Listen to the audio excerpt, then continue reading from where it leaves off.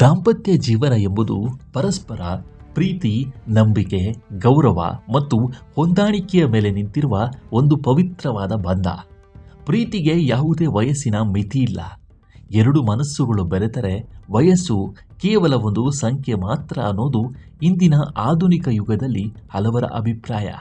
ಆದರೆ ವಾಸ್ತವದಲ್ಲಿ ಮತ್ತು ಆಚಾರ್ಯ ಚಾಣಕ್ಯರ ನೀತಿಶಾಸ್ತ್ರದ ಪ್ರಕಾರ ಗಂಡ ಹೆಂಡತಿಯ ನಡುವಿನ ವಯಸ್ಸಿನ ಅಂತರ ಅವರ ವೈವಾಹಿಕ ಜೀವನದ ಯಶಸ್ಸು ಹಾಗೂ ಭವಿಷ್ಯದ ನೆಮ್ಮದಿಯಲ್ಲಿ ಬಹುಮುಖ್ಯ ಪಾತ್ರವನ್ನು ವಹಿಸುತ್ತೆ.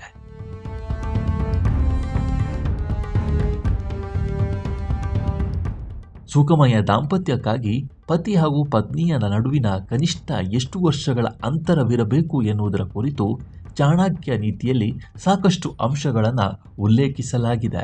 ಭಾರತೀಯ ಸಂಪ್ರದಾಯ ಹಾಗೂ ಜ್ಯೋತಿಷ್ಯ ಶಾಸ್ತ್ರದ ದೃಷ್ಟಿಕೋನದಲ್ಲಿ ಮದುವೆ ಆಗುವಾಗ ವಧು ಮತ್ತು ವರನ ನಡುವೆ ವಯಸ್ಸಿನ ಅಂತರವನ್ನು ಕಾಪಾಡಿಕೊಳ್ಳುವುದು ಅಗತ್ಯವೆಂದು ಪರಿಗಣಿಸಲಾಗಿದೆ.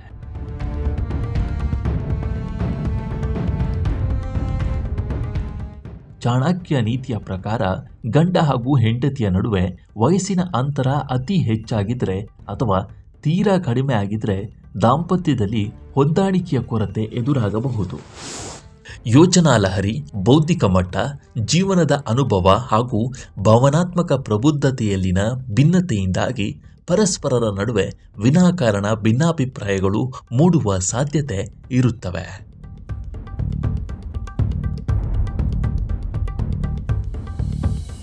ಸಾಮಾನ್ಯವಾಗಿ ಗಂಡನು ಹೆಂಡತಿಗಿಂತ ವಯಸ್ಸಿನಲ್ಲಿ ಹಿರಿಯವನಾಗಿರಬೇಕು ಎಂಬುದು ಹಿಂದಿನಿಂದಲೂ ನಡೆದುಕೊಂಡು ಬಂದಿರುವ ವಾಡಿಕೆ.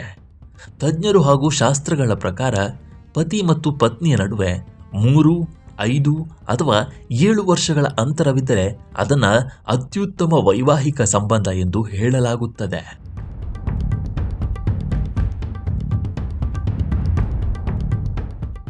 ಈ ರೀತಿಯ ಅಂತರವಿದ್ದಾಗ ಇಬ್ಬರ ನಡುವೆ ಉತ್ತಮ ಮಾನಸಿಕ ಅನ್ಯೋನ್ಯತೆ ಬೆಳೆಯುತ್ತದೆ. ವಯಸ್ಸಿನಲ್ಲಿ ಹಿರಿಯನಾದ ಪತಿಯು ಕುಟುಂಬದ ಆರ್ಥಿಕ ಹಾಗೂ ಸಾಮಾಜಿಕ ಜವಾಬ್ದಾರಿಗಳನ್ನು ಹೆಚ್ಚು ಪ್ರಬುದ್ಧತೆಯಿಂದ ಮತ್ತು ತಾಳ್ಮೆಯಿಂದ ನಿಭಾಯಿಸುವ ಸಾಮರ್ಥ್ಯ ಹೊಂದಿರುತ್ತಾನೆ. ಒಂದು ವೇಳೆ ವಯಸ್ಸಿನ ಅಂತರ 10 ರಿಂದ 15 ವರ್ಷಗಳಿಗಿಂತ ಹೆಚ್ಚಿದ್ದರೆ ಅಥವಾ ಇಬ್ಬರೂ ಒಂದೇ ವಯಸ್ಸಿನವರಾಗಿದ್ದರೆ ಪರಸ್ಪರರ ಆದ್ಯತೆಗಳು, ಆಸಕ್ತಿಗಳು ಮತ್ತು ಜೀವನ ಶೈಲಿಯಲ್ಲಿ ಅಜಗಜಾಂತರ ವ್ಯತ್ಯಾಸಗಳಿರುತ್ತವೆ.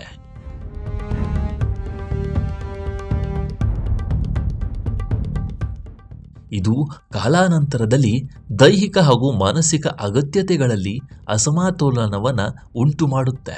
ಹೆಂಡತಿಗಿಂತ ಗಂಡ 3 ರಿಂದ 5 ವರ್ಷ ದೊಡ್ಡವನಾಗಿದ್ದರೆ ಇಬ್ಬರ ಹೊಂದಾಣಿಕೆ ಉತ್ತಮವಾಗಿರುತ್ತೆ ಹಾಗೂ ಇಬ್ಬರೂ ಒಬ್ಬರನ್ನೊಬ್ಬರು ಸಮಾನ ಗೌರವದಿಂದ ಕಾಣಲು ಸಾಧ್ಯವಾಗುತ್ತೆ ಅಂತ ಆಚಾರ್ಯ ಚಾಣಕ್ಯರು ತಮ್ಮ ಚಾಣಕ್ಯ ನೀತಿಯಲ್ಲಿ ತಿಳಿಸಿದ್ದಾರೆ.